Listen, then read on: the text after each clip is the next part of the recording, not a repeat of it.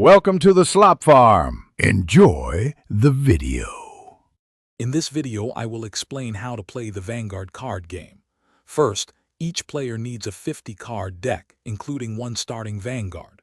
Place your starting Vanguard face down in the Vanguard circle, then draw 5 cards for your initial hand. Decide who goes first, perhaps with a coin toss. The player going second draws an additional card. This setup ensures you are ready for the first turn. After standing your rested cards, the ride phase begins. You can ride a unit from your hand with a grade equal to or one higher than your current Vanguard. This increases your Vanguard's power. Next, in the main phase, you can call rearguards to your open circles, building your attack force.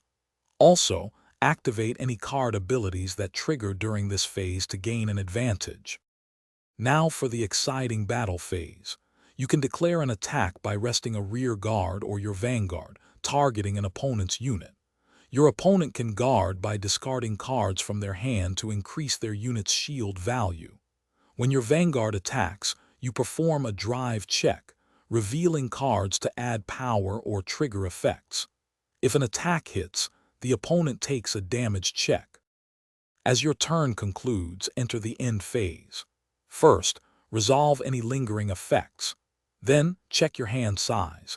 If you have more than the limit, usually 7 cards, discard down to it. The primary way to win is by dealing 6 damage to your opponent's Vanguard.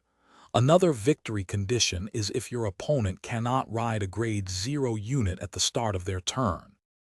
Thanks for watching. Consider subscribing if we helped you today.